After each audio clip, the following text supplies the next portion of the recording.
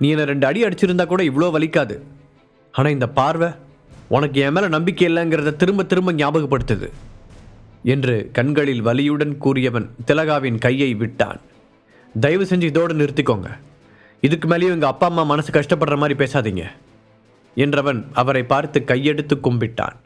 அவனை பார்வையால் எரித்த திலகா, சந்தனா வா போலாம் என்று மகளை இழுத்து கொண்டு வெளியேறினார். அந்த ரூமை விட்டு வெளியே போகும் வரை சந்தனாவின் பார்வை ஹரிஷின் மேல்தான் இருந்தது. அவர்கள் வெளியே போனதும் போய் தொலைங்க என்று கத்திய ஹரிஷ் அங்கிருந்த பழக்கூடையை கோபமாக தட்டிவிட்டான். ஏற்கனவே ராஜேஸ்வரன் ஃபேமிலி செய்த துரோகத்தால் நொந்து போயிருந்த அவனை சந்தனாவின் சந்தேக மௌனம் ரொம்பவே காயப்படுத்தி இருந்தது. ஹரிஷ், ஓகேவா நீங்க? சாரி, என்னால் தான் இத்தனை பிரச்சனையும். நான் இல்லாமல் இருந்திருந்தா இப்படி நடந்திருக்காது பிருந்தா வருத்தத்துடன் கூறினாள். இதில் உங்கள் தப்பு எதுவுமே இல்லை பிருந்தா. நீங்கள் உங்கள் வேலையை தான் பார்த்தீங்க. சாரி, அவங்க அப்படி பேசினதுக்காக நான் உங்ககிட்ட மன்னிப்பு கேட்டுக்கிறேன். இதெல்லாம் மனசில் வச்சுக்காம எப்பவும் போல எங்கள் அப்பா அம்மாவை பார்த்துக்கோங்க, அது போதும் எனக்கு என்று குரலில் எந்த உணர்ச்சியும் இல்லாமல் கூறினான் ஹரிஷ். அவனை அப்படி பார்க்க பிருந்தாவிற்கு என்னவோ போல இருந்தது. அவன் இல்லை என்றால் அவள் கடைசி வரை ஒரு டாக்டராக மட்டும்தான் இருந்திருப்பாள். ஒரு பெரிய ஹாஸ்பிட்டலின் டைரக்டர் என்பதெல்லாம் அவள் நினைத்து கூட பார்க்க முடியாத பதவி. அப்படி ஒரு பொறுப்பில் அமர வைத்ததற்காகவே காலம் முழுவதும் அவனுக்கு நன்றியோடு இருக்க வேண்டும் என்று நினைத்து கொண்டாள் பிருந்தா. சரி பிருந்தா, எனக்கு கொஞ்சம் வேலை இருக்கு. அப்பா அம்மாவுக்கு ஏதாவது தேவைப்பட்டா எனக்கு உடனே இன்ஃபார்ம் பண்ணுங்க என்றவன் அவர்களிடமும் சொல்லிவிட்டு அங்கிருந்து கிளம்பினான். தளர்ந்து போய் செல்லும் மகனையே பார்த்து கொண்டிருந்த ரேவதிக்கும் கதிருக்கும் கண் கலங்கியது. அதே நேரத்தில் திலகாவும் சந்தனாவும் வெளியே வர அடுத்த நிமிடமே திலகாவின் கையை உதறினாள் சந்தனா. இதுக்காகத்தானே இத்தனை நாள் நீங்கள் காத்துக்கிட்டு இருந்தீங்க? ஒரு வழியாக உங்கள் ஆசை நிறைவேறிடுச்சு போல கசப்பான குரலில் சந்தனா கேட்க திலகா அவளை புரியாமல் பார்த்தார். சந்தனா, என்ன சொல்கிற? நான் நல்லதுக்காக தானே இத்தனையும் செஞ்சேன். அங்கே என்ன நடந்துச்சுன்னு நீயே பார்த்ததானே? எந்த சம்மந்தமும் இல்லாமல் அந்த டாக்டர் பொண்ணு எதுக்காக ஹரிஷ் பேரண்ட்ஸ் மேலே அவ்வளோ கேர் எடுத்துக்கணும்?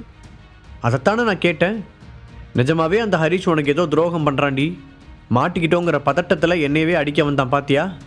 இப்போவாவது நாங்கள் சொல்கிற பேச்சை கேளு. திலகா தன்னை நியாயப்படுத்த முயற்சிக்க சந்தனாவிற்கு எரிச்சலாக வந்தது. அம்மா போதும், நிறுத்திக்கோங்க. ஒரு ஹாஸ்பிட்டலில் நடந்துக்கிற மாதிரியா நீங்கள் நடந்துக்கிட்டீங்க? ஹரி இடத்துல யாராக இருந்தாலும் அப்படி தான் கோவப்பட்டிருப்பாங்க. அங்கே நான் அமைதியாக இருந்தேன்னா அதுக்கு காரணம் இருக்குது. நான் வேற ஒரு குழப்பத்தில் இருந்தேன். நேற்று ஏதோ ஒரு பொண்ணு ஹரி அப்பா அம்மாவோட அவ்வளோ க்ளோஸாக இருக்கா, ஆனால் நான் அவங்களோட என்ன பேசுறதுன்னு தெரியாமல் முழிச்சிட்டு நிற்கிறேன். அது எனக்கு எவ்வளோ சங்கடமாக இருந்துச்சுன்னு தெரியுமா? அந்த மன வருத்தத்தில் நான் இருக்கும்போது நீங்கள் இடையில எதேதோ சொல்லி என்னை குழப்பி விட்டுட்டீங்க. இப்போ நான் என்ன யோசிக்கிறேன்னு எனக்கே தெரியல. சந்தனா தலையை பிடித்து கொண்டு கூறினாள். அதற்கு திலகா ஏதோ சொல்ல வர அப்போது சந்தனாவின் ஃபோன் நடித்தது. என்ன இந்த நேரத்தில் இவங்க கால் பண்ணுறாங்க? யோசனையுடன் ஃபோனை எடுத்து காதில் வைத்தாள் சந்தனா. சந்தனா, உடனே நம்ம ஆஃபீஸ்க்கு வா, ஒரு முக்கியமான விஷயத்தை பற்றி உங்ககிட்ட பேசணும். பாட்டி சொல்லிவிட்டு படக்கென்று ஃபோனை வைத்து விட்டார். என்னாச்சு சந்தனா? திலகா கேட்க, என்னன்னு தெரியலம்மா, பாட்டி உடனே ஆஃபீஸுக்கு வர சொல்கிறாங்க. அவங்க வாய்ஸ் வேற சரியில்லை. நான் போய் என்னன்னு பார்க்குறேன், நீங்கள் வீட்டுக்கு போங்க என்றவள் அடுத்த அரை மணி நேரத்தில் அனுராதாவின் முன்னால் இருந்தாள். ஏன் அவசரமாக வர சொன்னீங்க பாட்டி? ஏதாவது பிரச்சனையா? சந்தனா பதட்டத்துடன் கேட்டாள். அது ஒன்றும் இல்லை, நம்ம கம்பெனி ஷேர்ஸை பற்றி தான் என்று அனுராதா தயக்கத்துடன் ஏதோ சொல்ல வந்தார். அப்போது உள்ளே வந்த கார்த்திக், பாட்டி இதை சொல்கிறதுக்கு ஏன் இவ்வளோ யோசிக்கிறீங்க? நாம் என்ன பொய்யா சொல்கிறோம்? நடந்தது தானே சொல்ல போகிறோம். சரி நீங்கள் விடுங்க, நானே சொல்கிறேன் என்றவன் கையில் இருந்த சில டாக்குமெண்ட்டுகளை சந்தனாவின் முன்னால் விசிறி அடித்தான். இங்கே பாரு, ஏஜே கம்பெனிஸோட லாஸ்ட் மந்த் ஃபினான்ஷியல் ரெக்கார்ட்ஸ் தான் இதெல்லாம். ஃபேமிலியோட மொத்த இன்கம் 30% குறைஞ்சிருக்கு. இவ்வளோ ஷேர்ஸ் நீ வச்சுருந்து என்ன பிரயோஜனம்? கடைசியில் நஷ்டம்தான் வந்திருக்கு. இதோட பொறுப்பை இப்போ யார் ஏற்றுக்கிறது? கார்த்திக் கடுமையான குரலில் சொல்ல சந்தனா அதிர்ச்சி அடைந்தாள். என்ன, அவ்வளோ குறைஞ்சிருச்சா? திகைப்புடன் கேட்டவளை ஏளனமாக பார்த்தான் கார்த்திக். சும்மா நடிக்காத சந்தனா. அன்னைக்கு அந்த ராகவ் அவனோட எக்ஸ்போர்ட் இம்போர்ட் கம்பெனியையும் உன்னை பார்த்துக்க சொல்லி விட்டுட்டு போனால? கார்த்திக் கேட்க சந்தனா ஆமாம் என்று தலையாட்டினாள். ஆனால் அதற்கும் இந்த பிரச்சனைக்கும் என்ன சம்பந்தம் என்பது அவளுக்கு புரியவில்லை. ஏஜே கம்பெனி ஷேர்களை அவளிடம் கொடுத்த ராகவ் கூடவே இங்கிருக்கும் அவருடைய எக்ஸ்போர்ட் பொறுப்பையும் பார்த்து கொள்ள சொல்லி கேட்டான். அதையும் சந்தனா தான் நடத்தி வருகிறாள். அவளுக்கு தெரிந்தவரை அந்த ஷேர் மார்க்கெட் பிரச்சனை சரியான பிறகு 2 கம்பெனிகளுமே ஓரளவுக்கு நன்றாகத்தான் போய்கொண்டிருந்தது. இன்னமும் ஏஜே கம்பெனியின் தலைமை பொறுப்பில் அனுராதா பாட்டி இருப்பதால் அந்த கம்பெனி விஷயத்தில் இவள் பெரிதாக தலையிடுவதில்லை. அதனால்தான் கார்த்திக் சொல்லும் இந்த நஷ்டத்திற்கான காரணத்தை அவளால் புரிந்து கொள்ள முடியவில்லை. ஏற்கனவே ஹாஸ்பிட்டலில் நடந்த பிரச்சனையால் வருத்தத்தில் இருந்த சந்தனா இப்போது இன்னும் குழம்பி போயிருந்தாள். கார்த்திக்கை பற்றி அவளுக்கு தெரிந்திருந்தாலும் அனுராதா பாட்டியும் அங்கு இருப்பதால் அவளால் அதற்கு மேல் பேச முடியவில்லை. ஆனால் ஏதோ ஒன்று தப்பாக இருப்பது மட்டும் புரிந்தது. நீ என்ன சொல்ல வர கார்த்திக்?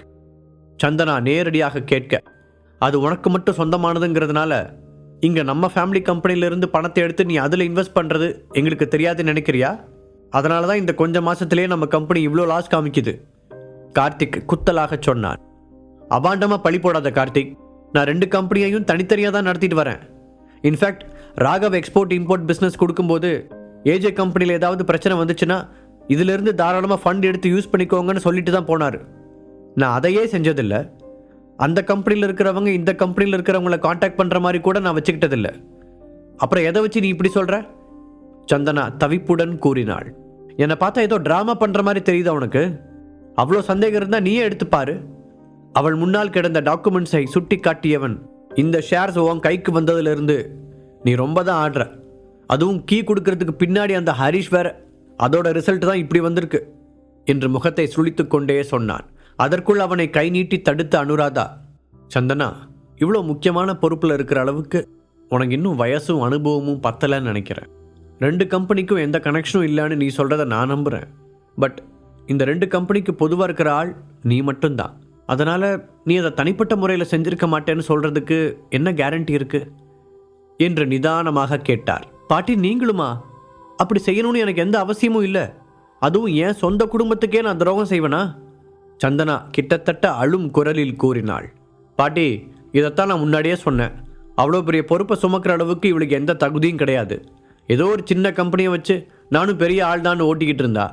அந்த ராகவ் முட்டாப்பைய இவ ஹஸ்பண்ட் ஹரிஷோட ஃப்ரெண்டுங்கிறதுனால லட்டு மாதிரி எல்லா ஷேர்ஸையும் தூக்கி இவகிட்ட கொடுத்துட்டு போயிட்டான். கடைசியில் என்னாச்சுன்னு பார்த்தீங்கல்ல, எல்லாம் நம்ம தலையில் தான் வந்து விழுது. கார்த்திக் எரிச்சலுடன் சொன்னான். சந்தனா மீதான பொறாமை அவனுடைய குரலில் நன்றாகவே தெரிந்தது. சந்தனா, நான் உனக்கு ஒரு பர்சனல் அட்வைஸ் சொல்லவா? உன்னோட ஷேர்ஸ் எல்லாத்தையும் நம்ம ஃபேமிலிக்கே திரும்பி கொடுத்துட்டு நீ பழைய மாதிரி உன் கம்பெனி நடத்துகிற வேலையை மட்டும் பாரு. அதான் எல்லாருக்கும் நல்லது. அனுராதா பாட்டி கார்த்திக்கை குறிப்பாக பார்த்து கொண்டே கூறினார். இருவரின் உதட்டோரத்திலும் ஒரு வில்லத்தனமான சிரிப்பு தெரிந்தது. பாட்டி, எப்படி பார்த்தாலும் நீங்கள் என்னோட ஷேர்ஸ் மொத்தத்தையும் கேட்கறதுல கொஞ்சம் கூட நியாயமே இல்லை. அது என்ன நம்பி இன்னொருத்தர் கொடுத்துட்டு போனது. சந்தனா மெதுவாக கூறினாள். ஆனால் எப்போதும் அதில் தெரியும் உறுதி இன்று குறைவாக இருந்தது. ஆரம்பத்திலிருந்தே சந்தனாவின் முகத்தில் தெரிந்த குழப்பத்தையும் தடுமாற்றத்தையும் கவனித்த கார்த்திக்கும் அனுராதாவும் கலங்கிய குட்டையில் மீன் பிடிக்க முயற்சித்தார்கள். ஹரிஷ் அவள் பக்கத்தில் இல்லாதது அவர்களுக்கு ரொம்ப வசதியாக இருந்தது. சந்தனா, ஒரு விஷயத்தை நல்லா புரிஞ்சுக்கோ. நான் இந்த ஷேர்ஸை என்னோட சுயநலத்துக்காக கேட்கல, மொத்த ஃபேமிலிக்கும் திருப்பி தரதுக்காக தான் கேட்குறோம். இந்த ஃபேமிலி நல்லா இருக்கணும்னு நீ மனசார நினச்சேன்னா இதை நீ செஞ்சு தான் ஆகணும். அனுராதா பாட்டி பொறுமையாக தன்னுடைய காய்களை நகர்த்தினார். அப்போதும் சந்தனா யோசனையுடனேயே இருப்பதை பார்த்தவர், சந்தனா, நீ இந்த உண்மையை அக்செப்ட் பண்ணி தான் ஆகணும். ஏஜே ஃபேமிலியில் இருக்கிற அடுத்த தலைமுறையில் நீ ஒன்றும் பெஸ்ட்டு கிடையாது. உன் கையில் அதிகாரம் இருக்கணுன்ற வெறியில் இந்த ஃபேமிலியை மொத்தமாக குழி தோண்டி புதைச்சிடாத என்று இந்த முறை கொஞ்சம் பொறுமை இழந்தே கூறினார். அவர் சொன்னது சந்தனாவை சுருக்கென்று தைத்தது. என்ன, இவங்க எனக்கு எந்த டேலண்ட்டுமே இல்லைன்னு சொல்கிறாங்களா? இந்த குள்ளநரி கார்த்திக்கை விட நான் எந்த விதத்தில் குறைஞ்சு போயிட்டேன்? சந்தனா கொஞ்சம் சரியான திசையில் யோசிக்க ஆரம்பித்தாள். ஆனால் அவளை யோசிக்க விடக்கூடாது என்று முடிவெடுத்த அனுராதா, சரி, இப்படி பண்ணலாமா? ஒரு board of directors team set பண்ணி உன்னோட ஷேர்ஸில் ஒரு பார்ட்டை அதுக்கு டிரான்ஸ்ஃபர் செஞ்சுருவோம். அப்போ அதிகாரம் ஒரு ஆள் கையில் மட்டும் இல்லாமல் எல்லாரும் சேர்ந்து முடிவெடுக்கிற மாதிரி இருக்கும். அப்போ இந்த மாதிரி நஷ்டம் வந்தாலும் எல்லாரும் சேர்ந்தே பொறுப்பெடுத்துக்கலாம். உனக்கும் நிறைய எக்ஸ்பீரியன்ஸ் கிடைக்கும். இந்த ஐடியா எப்படி இருக்கு என்று கேட்டார். இதை கேட்டதும் கார்த்திக்கிற்கு ரொம்ப சந்தோஷமாக இருந்தது.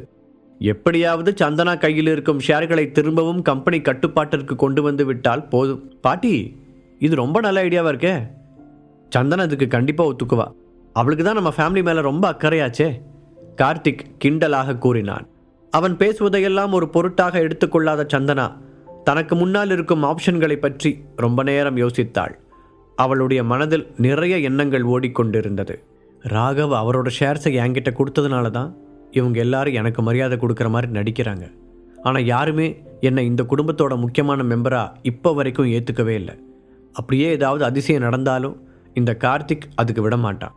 இப்போ நாம் என்ன செய்கிறது? தீவிரமாக யோசித்தவளுக்கு ஹரீஷின் நினைவு வந்தது.